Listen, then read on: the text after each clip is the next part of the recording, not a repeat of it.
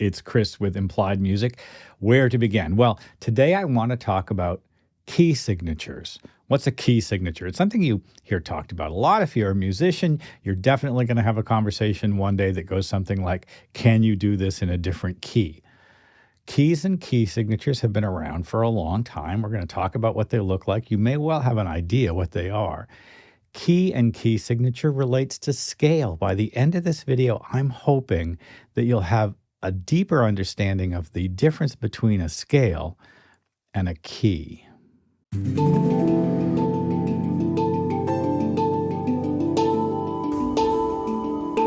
Well, I've talked about this topic before. The idea of key and key signature and the way it relates to scales and modes is a pretty lively idea for me because they're really not the same. I'm very interested in the physical experience of playing or singing and how it lies in the voice or in the hands or on your instrument.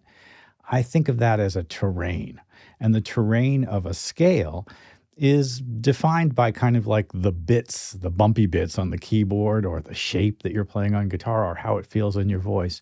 Terrain is a really important idea for me. And my previous video, which I will link to, goes into that in great detail. Today, I want to begin to look at the idea of key signature. Let's do a quick review and then kind of move forward talking about key signature.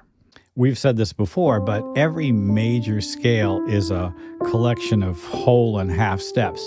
And as it happens, if I play that collection of whole and half steps on a piano keyboard, it'll be all the white keys.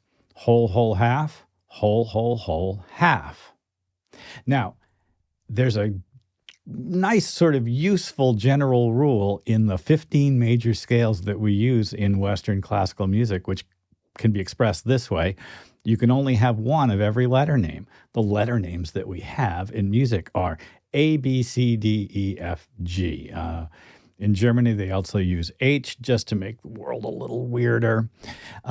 But that means that we've got to figure out a way to express, or we say spell, a scale that begins on a note that's, say, different from C, and you come to a black key, something like that. Well, we actually use a little trick, which is actually fairly easy to show using a wheel, which we call the circle of fifths. The circle of fifths looks like this, and you've doubtless seen something like this before. And around the outside is a notational device that we call a key signature. And I'll show you how and why it looks like it does and how it works for us. So here, in the key of C, I can play all white notes. In other words, all unaltered letter names to get a major scale. And that gives me a whole step, half step, whole step, whole step, whole step, half step pattern. It's quite nice. Now, as I go around the circle of fifths, I'll have to raise one and then another. Two are now raised, and then a third, three are now raised notes in order to get that pattern. So going from C to G, I'll need an F sharp. The F will always have to be sharp. So whole step, half step, whole step. Between E and F sharp is a whole step, and I need it. To make a major scale in starting on G, I will always have to have an F sharp. And that means that the important diatonic chords in Western classical theory that I associate with a major scale will always come out the way I expect them. I'll be able to play harmonic patterns that worked in one key in the key of G because the framework is the same. As I go around the circle of fifths, I continue adding sharps. And this pattern that you see here will always be consistent. You can rely on it once you learn it. As I continue around the circle, I get to the bottom, the 6 o'clock position, and now I have close to a maximal, actually it's not the maximal number of sharps and flats, because you're seeing here 6 sharps or 6 flats.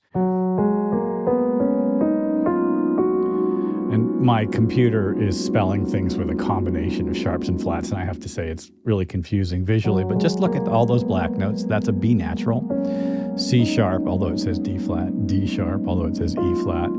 And that's, by the way, I have to say it, an E sharp, not an F. And there's an F sharp. And that's an F sharp, right? So what's that? It's an E sharp. Why? Because there's a rule, one of every letter. That's an F sharp major scale, but it's also, and that's what this means, a G flat major scale. And now as I continue around, I'm going to continue to lift notes up by a bit. So I have one less flat, 5 flats, 4 flats, 3. You can memorize these, and I actually recommend that you do. This is a convention that rises out of the European classical tradition, and it really only works with tuning systems that split the octave in 12 equal bits. And it's really only useful for harmonic systems that use conventional harmonic practices. I'll show you what I mean. Let's say I have a chord progression that I like. It goes C, G, A minor, and then F. Well, that's a great chord progression, and it sounds good in the key of C. Now, if I want to move that entire progression somewhere else, I can think of it in a number of ways. But a really important way to think of it is as a series of numbers. I can think of it this way. 1, the chord on the first step of the scale. 5, the chord on the fifth step of the scale. 6, the chord on the sixth step of the scale. 4. Now, your singer says, I can't sing in the key of C, it's just too high. Can you play it down in A? And you say, yeah, sure. So you go A, E, and it's not sounding right. And it's not sounding right because you haven't made the key adjustment. The key signature adjustment is to adjust every note to that new pattern. And so when you know your keys, you'll know that in this case, the A has to be major. The 1 chord is major. A major, E major, F sharp minor, D. That's a 1 major, 5 major, 6 minor, 4 major. Exactly the same formula that existed in C major. Key signatures are a map to the formula of the major scale and the chords, the diatonic chords that go along with it.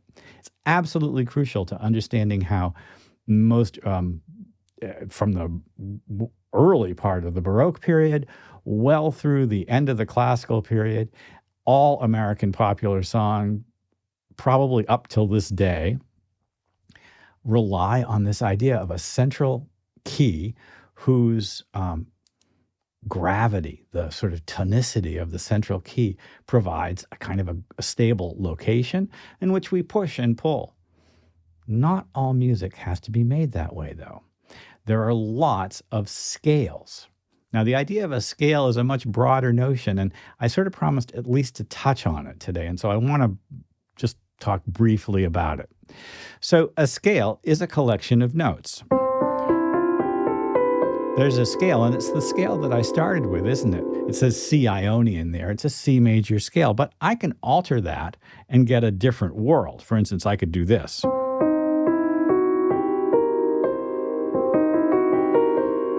And, I mean, what is it? Is it a key signature? It is not. However, there's only kind of, well, I don't know, I'm missing a note. Let's see, which one should I put in? There we go. I like that. That's a lot. So I have now one of every note. I have C, D sharp, E, F sharp, G, A flat, B flat, and then the whole thing starts again. It is a scale that has terrain, a scale that has shape and integrity. Key signatures are a shorthand roadmap to the conventions of European classical music and conventions that really apply to us if we're writing songs as well.